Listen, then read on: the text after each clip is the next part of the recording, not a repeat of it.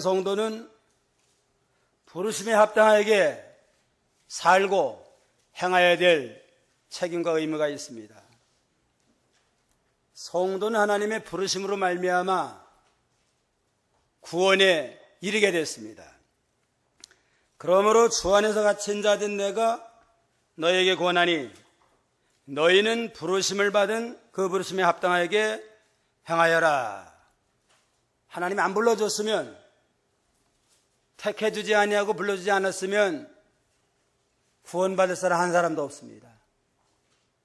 불러주신 은혜로 우리가 구원에 참여했으니까 날 불러주신 목적이 뭔가, 왜 불러주셨나 늘 생각하라고 부르심에 합당한 믿음으로 나아갈 때 하나님 앞에 귀하게 쓰임을 받고 더욱더 은혜와 축복을 받는 존귀한 자가 될 수 있습니다.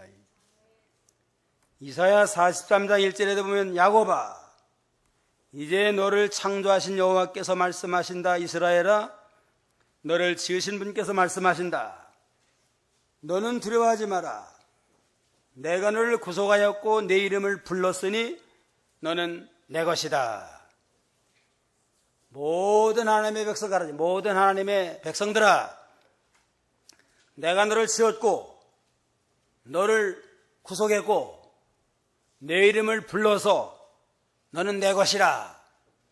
주님의 백성 삼았으니까 두려워하지 말아라. 이제는 하나님을 불러서 하나님의 백성 삼았는데 누가 구원받은 성도를 해하고 멸망시킬 자가 없잖아요. 다만 마귀 역사할지라도 하나님이 구원해서 택한 자를 멸망할 수는 없습니다. 그러니까 두려워하지 말고 감사하는 믿음을 가지고 부름에 합당하게 믿음의 길만 걸어가면 모든 하나님이 다 맡겨줘요. 로마서 1장 6절 7절 한번 읽어보세요. 로마서 6장 1절로 7절.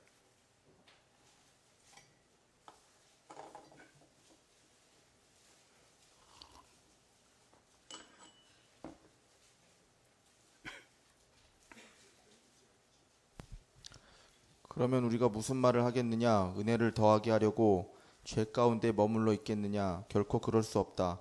죄에 대하여 죽은 우리가 어떻게 그대로 죄 가운데 살겠느냐? 그리스도 예수님과 연합하여 세례를 받은 우리는 모두 그분의 죽으심과 연합하여 세례를 받은 줄 알지 못하느냐? 로마서 1장 6절 7절. 너희도 그들 가운데에서 부르심을 받아 예수 그리스도의 것이 되었다. 하나님의 사랑하심을 받고 성도로 부르심을 입어 로마에 있는 모든 이들에게 편지를 쓴다. 하나님 우리 아버지와 예수 그리스도께로부터 오는 은혜와 평강이 있을지어다. 너희도 그들 가운데 부르심을 받아 예수 그리스도인 것이 되었다. 너희는 이방 사람 로마에 있는 이방인들도 부름을 받아가지고 유대인만 부름받은 게 아니고 신학시대는 이방 사람 가운데서도 부름을 받아서 예수 그리스도의 것이 됐다. 하나님의 사랑하심을 받고 성도로 부르심을 입어 로마에 있는 모든에게 편지를 쓴다. 은혜와 평강이 있을지어다 하고 유대인만 부르는 게 아니고 이방 사람이라 할지라도 택한 백성 불러서 구원받고 성도가 되게 해서 하나님의 은혜와 축복 가운데 구원과 은혜를 누리게 하시는 그러한 사랑의 하나님이십니다. 이와 같이 모든 성도는 논할 것 없이 다 하나님의 택하심과 부르심의 결과로 구원에 이르게 됐습니다. 믿음의 조상 아브라함은 갈대우로 땅도 그것도 이방 땅이에요. 거기서 지명해서 불러가지고 본토 친자 아비를 떠나내게 셀 땅으로 가라 해서 부름받아 순종함으로 가나안 땅을 기업으로 주어서 자자손들이 복을 받고 모세도 호렙산 가시덤불 가운데 부름받았습니다. 가시덤불 가운데 양치던 모세를 불러가지고 그를 출애굽의 역사로 이뤄나가도록 지도자로 하나님이 불러주시고 베드로, 야고보, 요한 이러한 제자들도 갈릴바에서 고기 잡다가 주님 앞에 부름을 받아서 구원을 받고 사도의 귀한 직분과 사명을 감당하게 했습니다. 삭개오는 뽕나무에 올라갔다가 주님 앞에 부름을 받고, 바울 사도는 예수 믿는 사람을 핍박을 하고 잡아 죽이는 일에 앞장서 나가다가 담에석 도상에서 부름을 받아가지고 회개하고 거듭나 새 사람이 되고 사도의 사명을 감당하는 귀한 종이 됐습니다. 여기 부른다 하는 건 지위와 지위를 준다, 그런 의미도 있습니다. 우리를 불러서 하나님의 백성 삼을 뿐만 아니라 우리에게 사도의 사명도 주고 교역자의 사명도 주고 장로, 집사 여러 직분과 사명을 주어서 하나님의 구원동에 쓰임받게 하시는 모든 섭리, 이게 하나님의 뜻이라고 그랬습니다. 그러면 부르심에 합당하게 행하려면 어떻게 해야 되느냐? 첫째는 겸손과 온유로 행하라. 부르심에 합당한 생활은 겸손하고 온유한 심령을 가지고 나아가는 게 기본이 됩니다. 2절에 모든 겸손과 온유로 하고 그렇습니다. 구원받은 성도는 우리가 자격이 있어가지고 능력이 있어서 우리가 부름받고 직분받은 게 아니니까 자격이 없는 자예요. 심판받아 지옥 가야 마땅할 자인데 놀라운 사랑으로 택해서 우리를 구원해 줬으니까 구원의 감격 속에서 겸손한 마음을 가지고, 나 같은 건 구원도 못 받고 하나님 앞에 설 수 없는 자인데 불러서 구원해서 얼마나 감사해요. 그러니까 늘 겸손한 마음을 가지고 온유한 심령으로 하나님의 명령, 인도를 잘 따라가면 더 큰 은혜와 축복을 받고 귀하게 쓰임받는 존귀한 자가 됩니다. 겸손은 모든 축복의 근원이에요. 하나님은 교만한 자는 물리치시고 겸손한 자에게 복을 주신다 그랬습니다. 교만이라고 하는 게 죄의 근본이라고 볼 수 있습니다. 교만은 죄의 근본, 겸손은 모든 복의 근본이다, 이렇게 볼 수 있습니다. 물이라고 하는 건 낮은 곳에 고의가 되어 있잖아요. 암만 비가 많이 장마비가 쏟아져도 언덕에는 물이 안 고여요. 낮은 곳은 어느 정도만 비가 와도 고이게 됐습니다. 아주 겸손한 자, 겸손히 자기를 부인하고 나라고 하는 건 다 깨져나가고 부인하고 철저히 낮아져서 겸손한 믿음을 가지고 나가면 하나님의 은혜가 고이고 능력과 축복이 고여서 좀 더 신령한 은혜의 복을 받는 존귀한 자가 됩니다. 큰 건물, 높은 빌딩을 지려면 그만큼 밑으로 내려가야 돼요. 지하로 내려가 가지고 기초를 튼튼해야만 그 위에 높이 올라갈 수 있습니다. 기초가 현찮은데 그냥 높이 올라갔다가는 그 건물 무너져 가지고 못 써요. 하나 크게 쓸 사람은 지극히 낮아져서 철저히 자기가 낮아지고 부인되고, 그럴 때 하나님의 능력과 은혜와 모든 은사와 축복을 더해서 쓰임받게 하신 하나님이십니다. 날마다 자기 부족, 자기의 결함, 되지 못한 거 늘 찾아서 얘기하고 철저히 얘기하면서 믿음으로 나아갈 때 하나님 은혜와 축복으로 더하여 주십니다. 바울사도는 철저히 자기를 부인했어요. 시종일관 하나님 앞에 가면 갈수록 나라고 하는 건 참 힘이도 부족한 자다. 처음에는 사도 가운데 제일 늦게 된 사도니까 나는 사도라고 감히 말할 수 없는 부족한 자입니다 하고 겸손히 부인했습니다. 사실은 사도 가운데 제일 많이 하고 계시 제일 많이 받아가지고 신약성경 절반 이상을 바울이 기록했잖아요. 교회도 얼마나 많이 개척을 하고 전도 얼마나 많이 했어요. 사도 가운데 바울만큼 뭐 전도 선교한 사람 없어요. 사실 제일 큰 사도지만 하나님 앞에서 나는 사도라고 감히 이름 부를 수 없는 사도 가운데 지금 작은 자다. 좀 더 믿음이 자라나가지고 좀 더 하나님 앞에 가까이 나가보니까 사도하고 비교할 바가 못 돼요. 이제는 모든 성도 가운데 지기 작은 자보다 더 작다.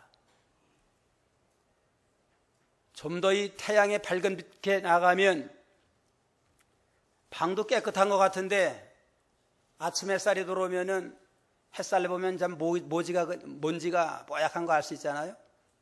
좀 더 하나님의 밝은 빛 가운데 나가니까 전에는 사도 가운데 제일 작은 자로 알았는데 좀 더 가까이 모든 성도 가운데 가장 부족하다.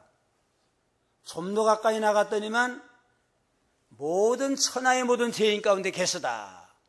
그리고 점점 자기가 발견되고 부인돼 가지고 철저히 낮아지니까 하나님이 바울을 크게 썼습니다. 아직도 자기가 된 줄 알고 교만해 가지고 다른 사람 멸시하고 부인하고 나가는 건 참으로 하나님 앞에 자기를 발견하지 못한 증거입니다. 참으로 하나님 앞에 사는 자는 자기는 참 아무것도 할 수 없는 부족한 죄인이고 부족한 자라는 걸 철저히 깨닫고 부인되는 그 자리에 나갈 때 하나님의 뜻을 이뤄나갈 수 있습니다. 모든 겸손과 겸손은 모든 겸손이라고 했으니까 전적인 겸손이에요. 부분적으로만 겸손한 게 아니라 모든 면에 있어서 참으로 나는 부족하다. 언제든지 어디서나 누구에게를 생각해도 나는 참 부족한 자입니다. 그러한 믿음을 갖고 철저히 낮아질 때 진정한 겸손에 이르게 됩니다. 벤자민 프랭클이라고 하는 미국의 참 독립선언문도 만들 때 기초로 했고 상당히 쓰임받는 훌륭한 그러한 일꾼인데 이 사람이 젊은 청년의 때에 시골에서 있다가 이제는 한국이나 미국이나 도시로 가야만 된다고 해서 사람은 말은 어디로 가야 돼요? 제주도로 가야 되고 사람은 도시로 가야 된다 그러니까 이 사람도 이제는 도시로 가서 좀 하나님 앞에 좀 크게 큰일 하자 그런 목적을 가지고 담임 목사 사택에 가가지고 사실 알리고 좀 기도해달라고 기도를 받고 이제는 일어나서 이제는 안녕히 계시라고 나오다가 그냥 방안 문지방에 머리를 탁 치받았어요. 그냥 뭐 옛날이나 지금이나 교육자 생활이 넉넉하지 않잖아요. 옛날엔 더 그러니까 아마 집도 좀 좋지 않았던 모양이에요. 문지머리를 탁 받으니까 그냥 인상을 쓰면서 얼마나 아프겠어요. 그러니까 자네 좀 앉으라고 목사님이. 내가 좀 특별히 두 가지를 내가 부탁을 하는데 어디서나 머리 뻣뻣이 들고 다니지 말라고. 항상 머리 숙이고 겸손한 자가 되라. 그 다음에는 아무리가 머리가 아프고 상당히 아플 거 아니에요? 마음에 속상한 게 있을지라도 항상 그 아픈 표정하지 말아라. 그러니까 이제는 이러면 항상 스마일, 좋은 속에 좀 불쾌한 거 있을지라도 항상 기쁜 낯을 펴라. 그러면 어디서나 환영받을 것이다 하고 교훈했어요. 일생에 자기 좌무으로 삼았습니다. 어디서나 머리 숙이는 거예요. 그냥 머리 겸손하고 또 살다 보면 기분 나쁜 거 속상한 거 많이 있잖아요. 때는 어떻게 멸시하는 사람도 있고 조롱하는 사람도 있고 근데 보통은 다 얼굴에 나타나요. 그게. 근데 그걸 내색하지 아니하고 기도 많이 해가지고 내색하지 아니하고 항상 누구에게나 밝은 표정을 하니까 싫어할 사람이 어디 있어요. 그냥 간 데마다 환영받고 잘 되고 나중에는 아주 국가적으로 쓰임받는 제목이 됐다고 그럽니다. 이것도 겸손하는 게 하나님도 기뻐하시고 모든 사람에게도 환영받는다. 부름받은 성도의 제일 첫자가 되는 그러한 삶이라고 그랬습니다. 온유하라. 온유는 따뜻하고 부드러운 성품을 가르쳐요. 이거. 오늘 하나님 앞에서 하나님의 인도와 주장을 온전히 받아나가는 태도고, 온유는 잘 길들여진 말이 마부의 명령을 잘 순종하듯이 하나님의 진리대로 잘 순종하는 걸 가르칩니다. 온유라는 훈련 잘 된 말, 훈련 말이 얼마나 사나운 짐승 아니에요? 거친 짐승이지만 훈련 잘 된 말은 아주 고분고분 주인의 말 잘 들어요. 그냥 무거운 짐을 싣고도 잘 뚜벅뚜벅 걸어가고, 전쟁마당에 그냥 뭐 죽을 수밖에 없는 전쟁마당에도 전진하라 그러면 훈련 잘 될 말은 두려움을 무릅쓰고 전진하잖아요. 그러한 자세가 온유입니다. 모든 사람을 될 때 부드러우고 참 온순한 믿음이지만 하나님의 뜻이라면, 주의 명령이라면 두려워하지 아니하고 적선상륙하는 그러한 온유한 심령으로 나가는 것, 부름받은 자의 합당한 자세다. 나는 마음이 온유하고 겸손한 에게 배워라. 이게 예수님의 마음에게, 예수님의 가신 길, 예수님의 마음에 온유하고 겸손한 마음이고, 이 사람 모세는 온유함이 지명의 모든 사람보다 성하더라. 모세도 얼마나 완고한 사람이에요. 그냥 바로 왕이 그렇게 반대도 꾹하니 나갔지만 하나님 볼 때는 이 사람 모세는 지면에서 가장 온유한 자다 하고 참 하나님이 모세를 인정해 줬습니다. 잠언 22장 4절. 잠언 22장 4절.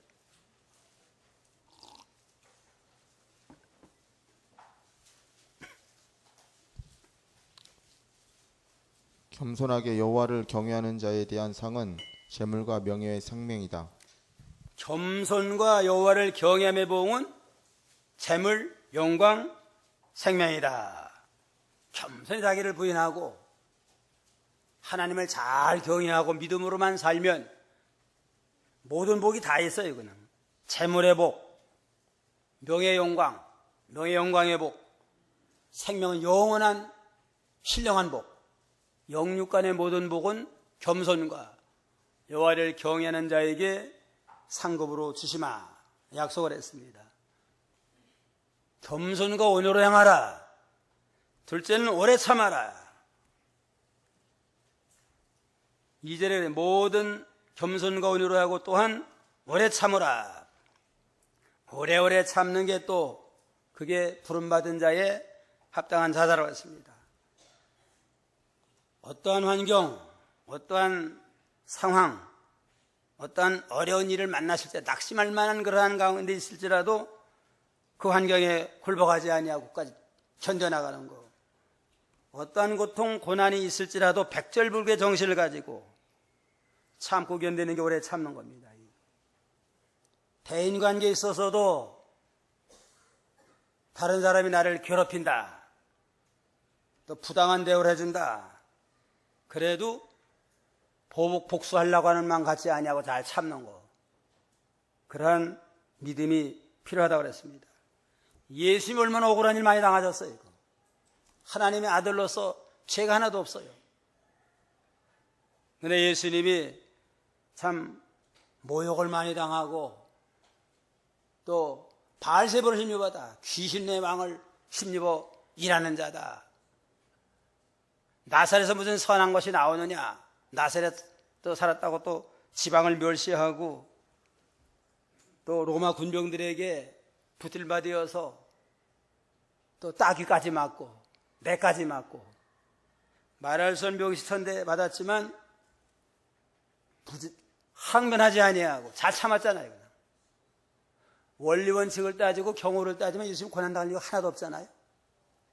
억울한 재판에도 묵묵히 잘 참으면서 하나님에서 이루어나갔습니다. 예수님이 안 찾고 원리와 경호를 따지면 고난 안 받지만 우리는 구원 못 받아요. 그냥 우리의 구원의 길을 열어놓으려고 억울해도 참고 분해도 참고 힘들어도 잘 참고 나가서 구속을 완성한 까닭에 우리에게 구원의 길을 여신 구원의 메시아가 됐습니다. 그래서 마태복음 10장 20절에 내 이름을 인하여 모든 사람에게 미움을 받을 것이나 나중까지 견디는 자는 구원을 얻으리라. 나중까지 견디는 자, 믿음 지킬 때 비방하는 자들이 얼마나 많아요. 집안 내에서 비방하고 친구들 비방하고 하나님의 일한다고 비방하는 자들 많고 잘 참으면서 믿음 지키고 사명 감당할 때 구원의 영광에 이르게 되고 합니다. 김영무 목사님께 어떤 성도가 찾아와가지고 기독교에 가장 중요한 게 뭡니까? 물어보니까 참고 견디는 거다. 둘째는 뭡니까? 둘째도 참고 견디는 거다. 셋째는 뭡니까? 셋째도 참고 견디는 거다. 하고 이렇게 교훈했다고 합니다. 그만큼 땅 위에 사는 동안 시험하는 세력, 유혹하는 세력이 많이 있기 때문에 심지어 핍박하는 자도 있으니까 잘 참고 견디는 거, 그게 믿음의 가장 중요한 요소다. 그렇게 말씀했다고 합니다. 루터도 참는 인내에 대해서 마귀는 인간을 단번에 정복할 수 없으므로 같은 것을 가지고 여러 번 시험한다. 그 이유는 인간은 질그릇과 같아서 계속하는 시험에는 노만한 걸 마귀는 알기 때문이다. 그렇습니다. 10번 찍어서 안 넘어가는 뭐가 없어요? 안 넘어가 나무 없다 그러잖아요. 암만 나무가 견고해도 10번 이상 찍으면 다 쓰러지게 돼 있는데 마귀 그걸 하는 거예요. 그걸 알아가지고 암만 강한 척해도 10번 이상 찍어요. 그냥 계속 찍고 또 찍고 시험하고 또 시험하고 그러다 보면 뭐 10번 전에 넘어가는 사람들 많아요. 그냥 그걸 이기려면은 10번 아니라 뭐 20번 찍어도 나는 상관하지 않는다 하고 나가면 마귀도 알아. 그러다 말아. 눈동자를 보고 하는 모든 걸 바라보면 암만 찍어도 안 넘어가다 그러면 몇 번, 한두 번 찍어보다 말아요. 그냥 한두 번 해보다 보면 이거 좀 더 찍어보면 넘어지게 생겼다. 계속 찍어가지고 넘어지게 합니다. 그때도 오래오래 참고 나는 부름받은 하나님의 백성이다. 전능 하나님이 나와 함께 하신다. 그런 믿음으로 나가면 어떤 마귀 역사도 결국은 다 굴복을 합니다. 사마은공이라고 하는 선비가 있었는데 그 가난한 집안인데 남편이 과거 공부하느라고 그냥 공부에만 정신이 없어요. 그냥. 부인이 그걸 공부 뒷바라지 시키느라고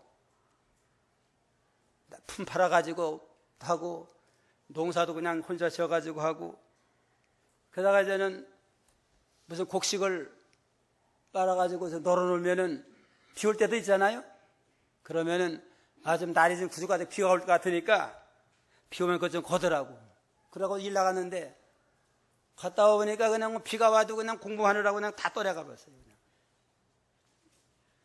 이 여자가 생각하기를 저 사람하고 살다가는 뭐 굶어 죽게 생겼다 이제는.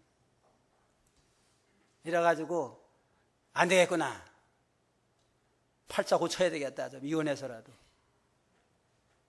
그렇게 붙드는 걸 뿌리치고서는 집을 나가서 이제는 팔자 고치러 갔대요. 그냥. 가니 뭐 아주 시커멓게만 가더래요. 그냥. 당신 누구요? 그러니까. 당신 팔자입니다. 팔자가 앞서가요. 그냥. 그래가지고 아예 그냥 팔자 고쳐 나가버렸대요. 나가도 본 남편 버리고 나가서 뭐 좋은 일이 있겠어요. 그냥. 가서도 그저 남의 집에 일해 먹고 사는데. 하루는 아주 떠들썩하면서 행차하더래요. 그냥. 그리고 어떤 사람이 과거에 급제해가지고 아주 동네 대 환영을 하는 겁니다. 가만히 자서 봤더니 자기 남편이에요. 자기 남편. 가가지고 싹싹 빌면서 제발 잘못했으니까 좀 용서해달라고 그러니까 받아 죽었어요. 그래가지고 끝이 났대요. 그냥. 조금만 참았으면 사또 부인이 되면 얼마나 그냥 팔자 고쳐요. 그냥. 약간 부르심에 합당한 자는 겸손과 온유를 향하고 오래오래 참아라. 셋째는 사랑 가운데 서로 용납하라. 2절 다 같이 한번 해봅시다. 모든 겸손과 온유로 하고 또한 참음으로 사랑 가운데 서로 용납하며.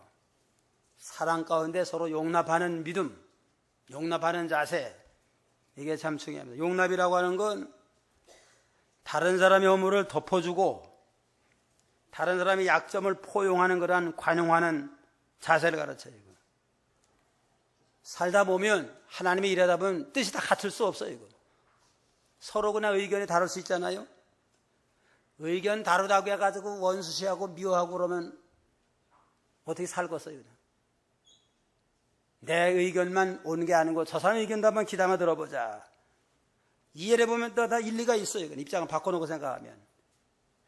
나만 옳다고 하지 말고 마음을 넓혀가지고 상대방 입장을 이해하면서 용납하는 너그러운 그러한 관용의 자세가 교회 일을 하는데도 필요하고 세상 살아나가는데 꼭 필요한 거, 이게 관용의 자세라고 볼 수 있습니다.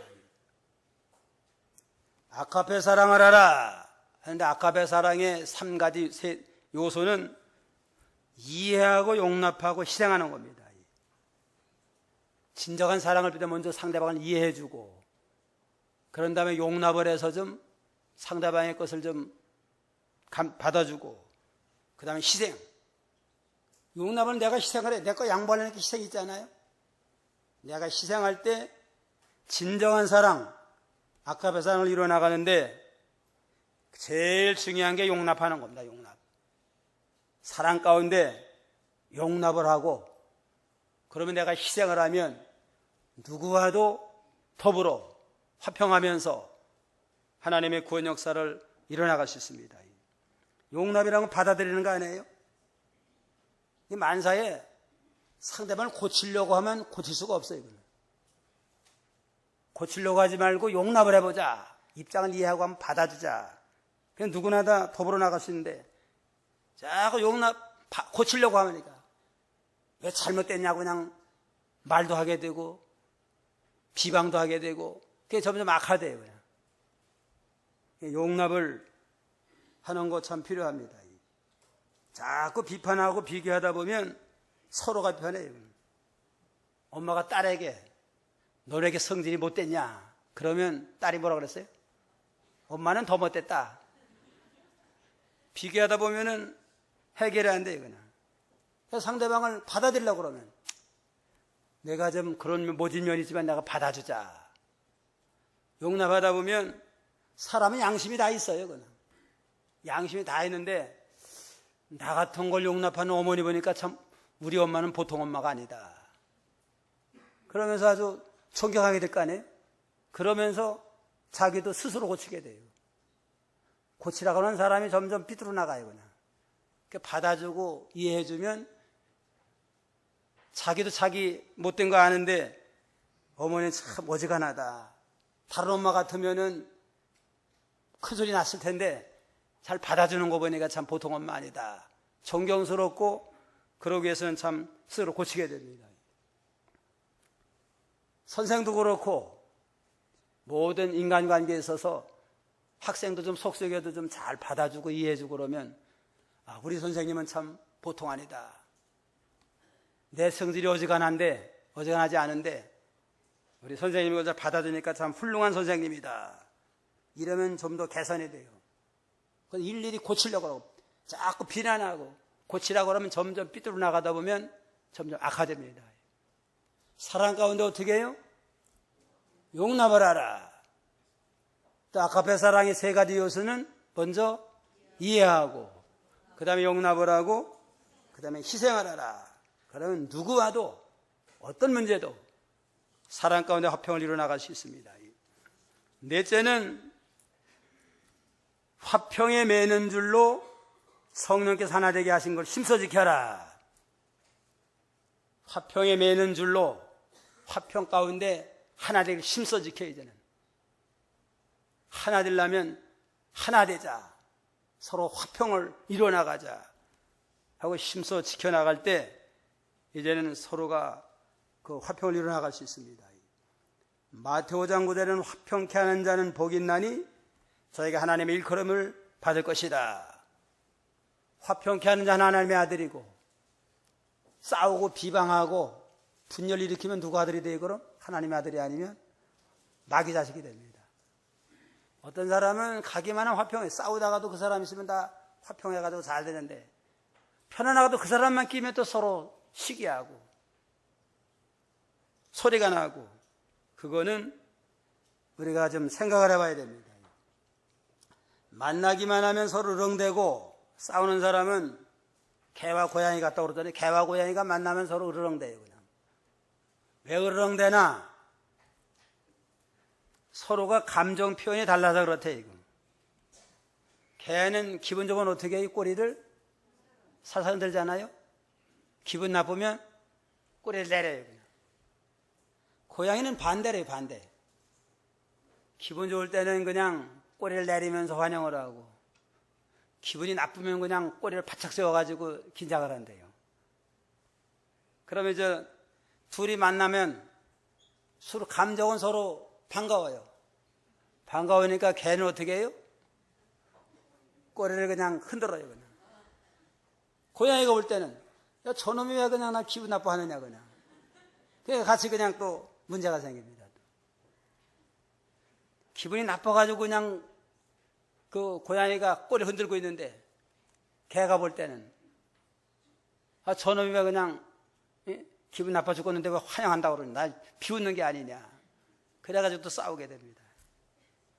감정 표현이 달라가지고 이렇게 개와 고양이가 앙숙이 되는 것처럼, 이해를 못해서 그래. 그래서 이해가 필요한 겁니다. 화평에 매는 줄로 하나 되기를 힘써라. 화평을 목적으로 삼고 상대방과 하나 되기 위해서 이해하고 용납을 하고 희생함으로 하나 될 때, 그 교회도 아름다운 교회가 되고, 그 가정도 하나님이 함께하는 아름다운 가정을 이루어 나갈 수 있습니다. 왜 하나가 되어야 되느냐? 4절로 6절 다 같이 읽어봅시다. 몸도 하나이며 성령도 한 분이시니 이와 같이 너희가 부르심의 한 소망 안에서 부르심을 받았다. 주님도 한 분이시고 믿음도 하나이며 세례도 하나이며 하나님도 한 분이시니 곧 만유의 아버지시다. 그분은 만유에 계시고 만유를 통일하여 만유 안에 계신다. 한마디로 말하면 근본 뿌리가 하나니까 교회 내에서 서로 싸우고 다투지 말라는 겁니다. 몸이 하나예요. 몸. 그 교회는 그리스도의 몸이라고 그러잖아요. 몸된 교회가 하나고, 또 성령, 한 성령으로 우리가 누구나 다 보혜사 성령으로 거듭나서 중생을 했고, 부르심의 소망, 우리를 불러주신 것도 천국 가서 영생 얻으라고 똑같은 소망을 누구나 가졌습니다. 주님도 한 분이고, 우리의 십자가와 보혈로 죽어서 구원하신 주님도 한 분이시고, 믿음도 하나고 세례보도 하나니고, 한 분 하나님이시니 근본 뿌리가 하나인데 왜 서로 생각이 좀 안 맞는다고 해가지고 미워하고 당파를 모으고 싸우고 다투느냐. 그건 합당치 않다. 뿌리가 하나니까 좀 뜻이 안 맞아도 서로 이해하고 용납을 하면 누구와도 화평을 이루어 나갈 수 있습니다. 7가지가 하나인데 이걸 또 줄이면 3가지예요. 넷째 4절에 보면 성령도 한 분이고 성령 한 분, 5절에는 주님도 한 분, 6절에는 하나님도 한 분, 삼일체 하나님이 한 분이니까 또 우리는 서로 싸우고 다투지 말고 서로 협력해서 화평에 매는 자 하나 되기를 힘써서 화평을 이루어나가는 아름다운 교회와 성도를 이루어나가라고 그랬습니다. 독일이 2차 대전 후에 히틀러가 얼마나 참 독재해가지고 많은 전쟁을 일으켜가지고 많은 사람을 죽이고 또 유대인들 학살 많이 하고 그랬잖아요. 전쟁에 패전한 다음에 독일이 아주 그냥 혼란해졌대요. 그냥 한편에서는 히틀러를 또 욕하고 나치를 또 욕하고 그러면서 서로가 또 그냥 누구 때문이다, 왜 나라가 망했느냐 하면서 여러 가지 싸우다 혼란이 많잖아요. 그때에 이 칼발트라고 하는 목사가 이제는 스위스에서 공부하고 돌아왔대요. 돌아와가지고 고향에서 첫 강연하면서, 여러분, 저는 만물과 역사의 창조자여 섭리자이신 하나님 믿습니다. 우리는 동일하시니 하나님을 믿는 그의 자녀로서 그분 안에서 형제와 자매로 다시 한번 함께 따뜻이 손을 잡을 수 있습니다. 이것저것 따지 말고 우리는 한 하나님을 섬기는 한 하나님의 자녀다. 영원히 천국과 함께 할 자들이니까 믿음 안에서 서로가 이해하고 협력하면서 손잡고 다시 망한 나라를 좀 세워보자 하고 신앙으로 깨우쳤답니다. 그러면서 이제는 하나님의 도우심으로 우리가 믿음으로 하나가 되면 도와줄 거다. 믿음으로 이제는 새로운 조국을 만든 일에 앞장섭시다. 해가도 신앙으로, 교회를 중심으로 하나가 돼가지고 지금 세계 믿지 안 가는 그러한 강대국으로 다시 거듭났잖아요. 신앙 안에서, 믿음 안에서 서로가 우리가 하나가 돼가지고 나가면 나라도 하나 될 수 있고, 교회, 가정, 모든 것도 하나가 될 수 있습니다. 이러한 믿음으로 나가는 가정은 천국 같은 가정이고, 싸우고 다투는 가정은 뭐 같은 가정이 돼요? 지옥 같은 가정이 됩니다. 교회도 하나님 중심, 성부와 성자와 성령 중심으로 하나가 되면 서로 이해하고 협력하며, 그러면 천당 같은 교회 생활이 되지만 시기하고 싸우고 다투면 지옥 같은 교회 생활이 됩니다. 오늘 부르심에 합당하게 행하라. 첫째 뭐예요? 겸손과 온유로 행하고, 둘째는 오래 참고, 셋째는 사랑 가운데 용납을 하고, 넷째는 화평 가운데 하나 되기를 힘써서 천국 같은 교회, 천국 같은 가정을 이루어 나가는 저희가 다 되어야 되겠습니다. 기도하겠습니다.